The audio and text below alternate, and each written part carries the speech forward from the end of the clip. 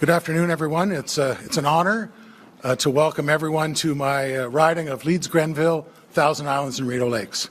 First, I want to thank you, Premier Ford, for being here today to make this exciting announcement and for always having the backs of the people that I represent.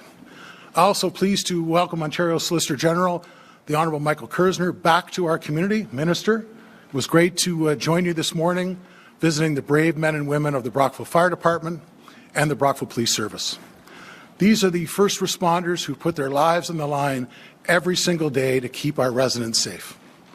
I appreciate you making time to meet with these frontline heroes whenever you're in my riding. Folks, with us today as well is Ontario's Minister of Public and Business Service Delivery and Procurement, the Honourable Stephen Crawford. I'm so very pleased to have you here, Minister, and I look forward to our meeting and our tour later this afternoon. We're also joined today by two great mayors. First, our host mayor, Brant Burrow of the Township of Elizabethtown-Kittley, and the City of Brockville Mayor, Matt Rem. Your worships, welcome. Thank you for being here, and also thank you for your tremendous leadership in our municipalities. As the local MPP, the new Brockville Correctional Complex and the St. Lawrence Valley Correctional and Treatment Centre expansion is a huge priority project for me, and I couldn't be happier that work has started here on the site. Today's announcement is another exciting step forward in replacing the 184-year-old Brockville Jail and providing our outstanding correctional workers with the modern facility that they deserve. Again, thanks to you, Premier, and to ministers for being here today and for your ongoing support and commitment to this project. Now I'd like to take this opportunity to call on Mayor Brant Burrow to say a few words.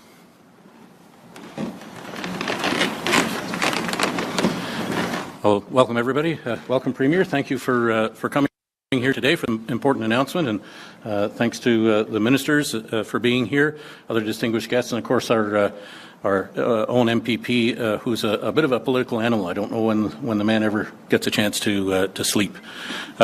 Just before I give a comment, I want to share a little anecdote with you. It'll only take a moment, but for those who have never had the privilege of serving in public office, it can be a pretty stressful job, but there are lighthearted moments that come along as well. And as I stand here today with regards to this particular announcement, what comes to mind instantly is the last time the Premier visited this site for an announcement related to this project. The then Mayor Brockville at the time was ahead of me in the speaking order, and he got up to the podium and he welcomed everybody to the City of Brockville.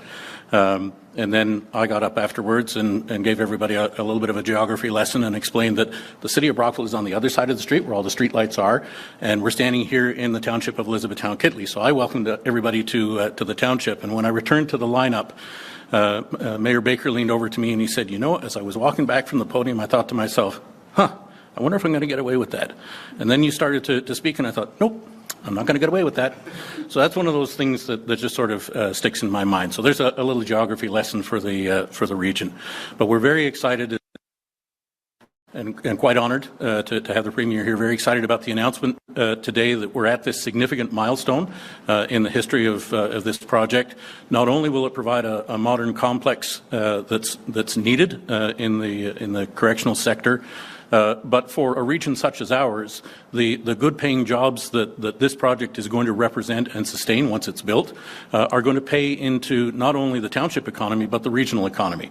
And so it's very, very important to us that we have those types of anchor projects in our region supporting what we do in this area. And so I just want to make sure everybody knows that's not gone unnoticed, and we do appreciate it very, very much.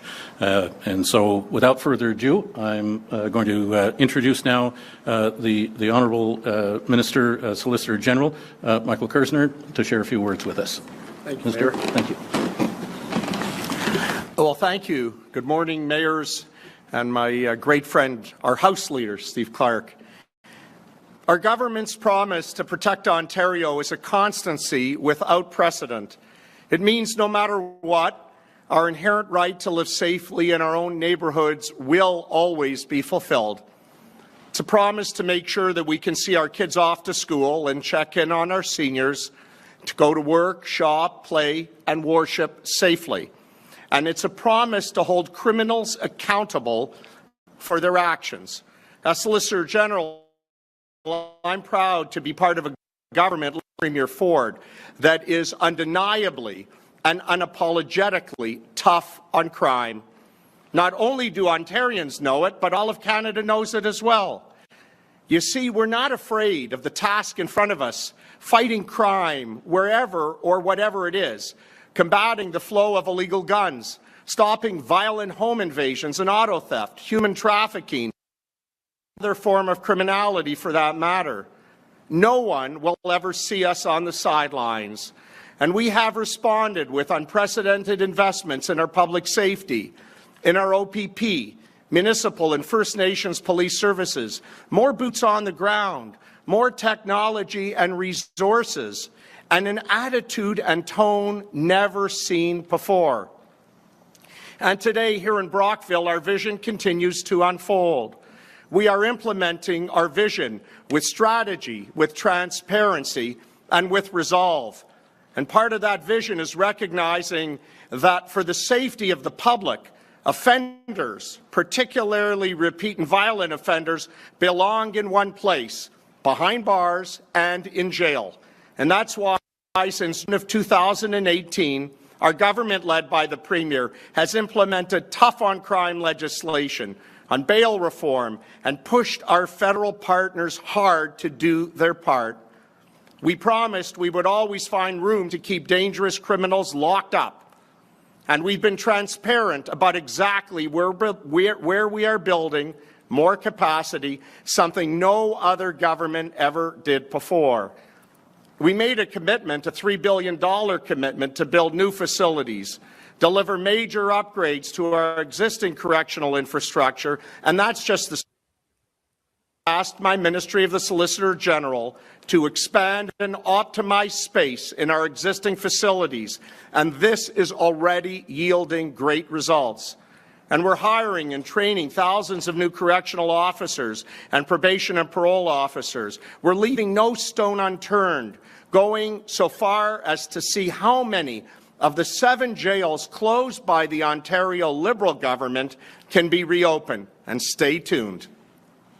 We said we would add over 1,000 new beds into the system soon, and we're delivering. At the Thunder Bay brand new correctional centre to be completed on time later this year, over 340 beds with more to come, over 110 beds brought back online in London at the Elgin Middlesex Detention Centre. We're reopening, and we've almost completed the reopening of the Ontario Correctional Institute, OCI, over 220 beds brought back online.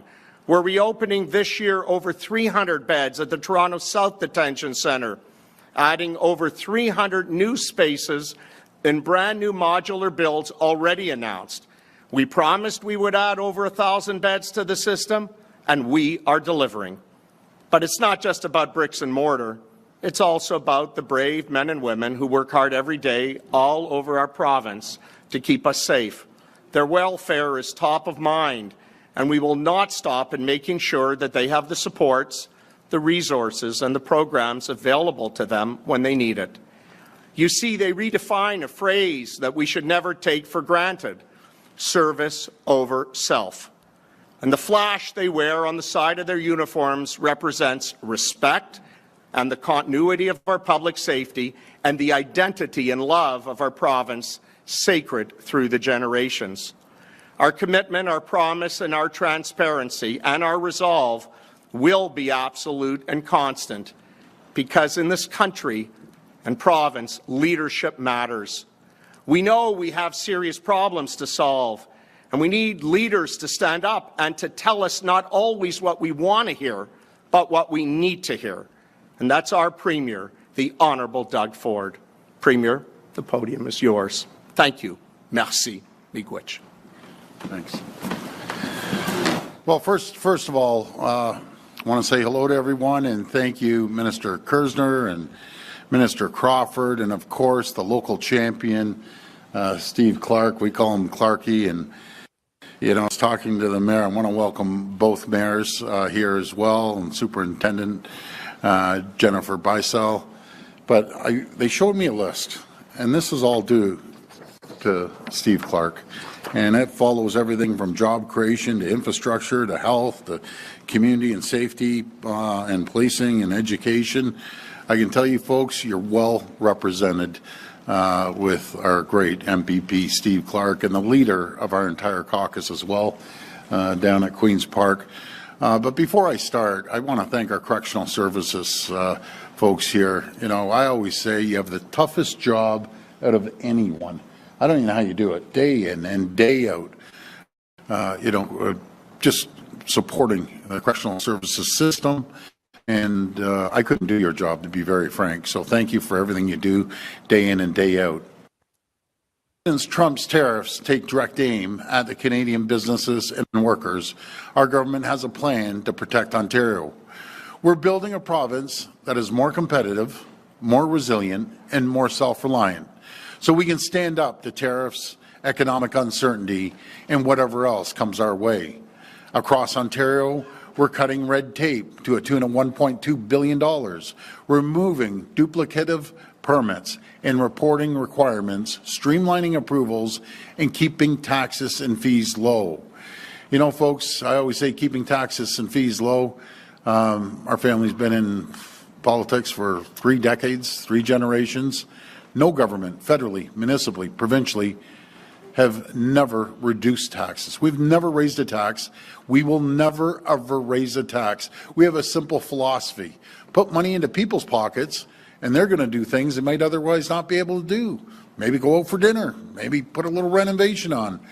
Buy your kids clothes, rather than the government constantly gouging you. Same goes for businesses. You know, we've reduced the cost of doing business here by over $12 billion and 1.8 million working hours every year. That is being reinvested into more jobs and bigger paychecks. And if you put money into companies' pockets, I know what they do. They invest, number one, in their people, and then number two, invest into technology, and then the infrastructure. They might buy new equipment, and that will create more opportunities and more jobs.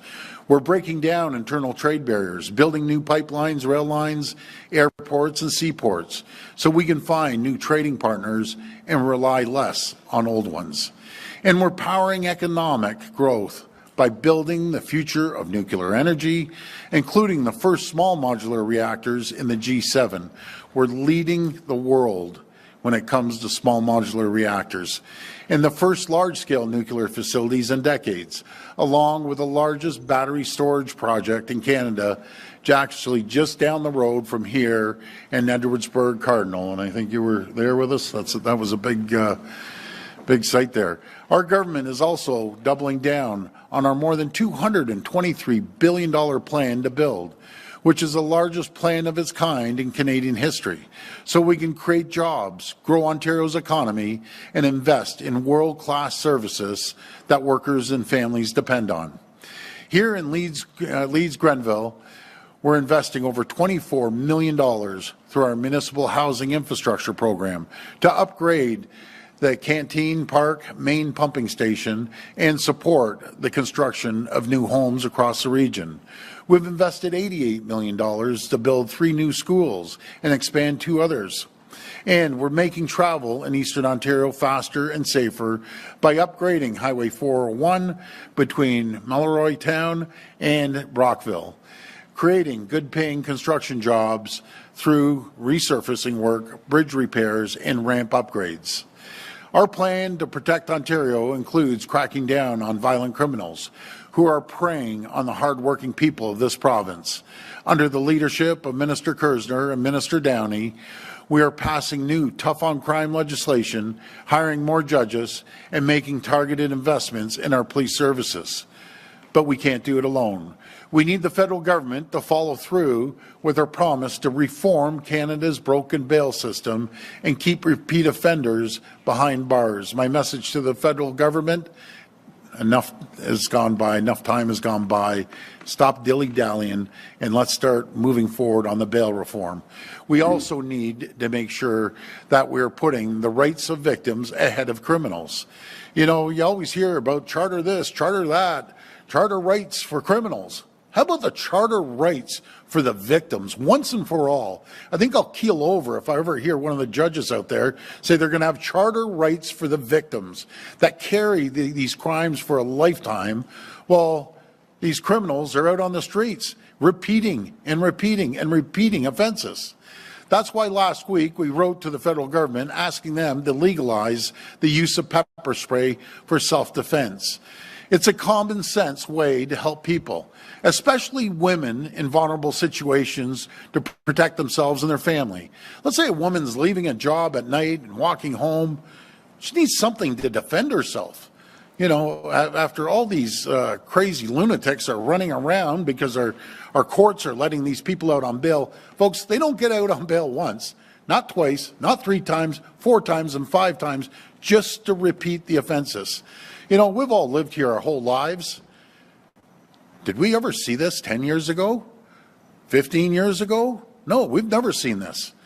We've seen it starting about 5 years ago. It's running rampant across Ontario, and we're going to put an end to it. We're also pushing for the federal government to collect DNA from people arrested for serious sexual offenses to speed up investigations and bring criminals to justice. I find it ironic that these criminals get arrested, first thing that happens, they get their fingerprints. Why are we not taking DNA samples from them immediately? So I'm going to be all over the federal government on those 2 issues about pepper spray and making sure we take DNA samples off every single person. As we crack down on criminals, we're investing in our jails to ensure not having enough space is never an excuse to grant offenders an early release. And I heard the judges as well. I'm not pounding on judges because there's a lot of great judges, but there's some terrible ones out there. Bleeding heart judges that constantly let people out. And they always use an excuse. Well, it may not be safe in this one jail, or you know, it's overcrowded. So we're going to let these criminals go out and have a merry old time, and let's just keep reoffending. Across the province, we're building new jails and redeveloping existing ones to increase capacity now and for the long term. As a result of our investments, Ontario is on track to add over 1,400 new beds to our capacity, a number that we're going to increase by hundreds more in the coming months.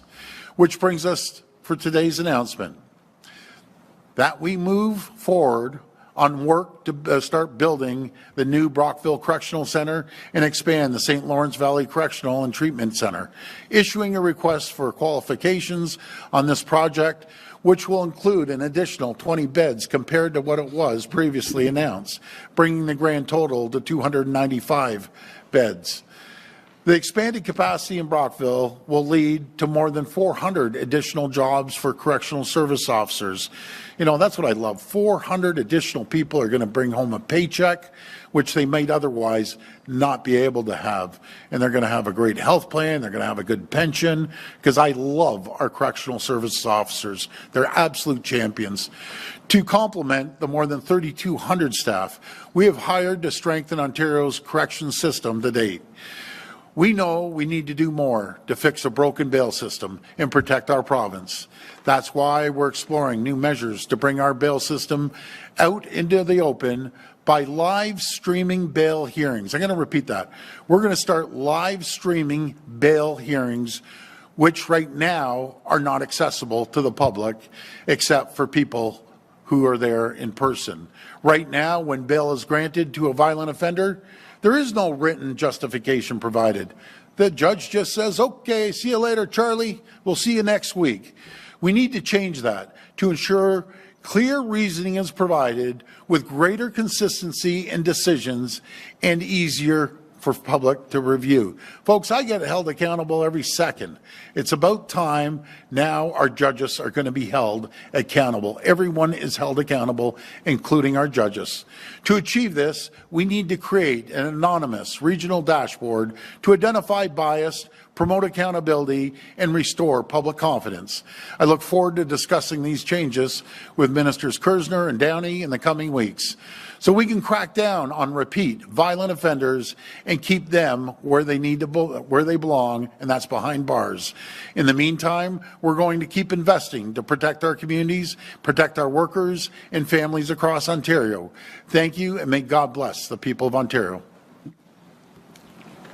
We will now take questions from the media. Media present can make their way to the media microphone to ask their question. We're going to forego the questions. We hope you'll ask your own and leave your thoughts in the comments. We'd like to thank you for joining us this morning. We will be back. Have a good morning.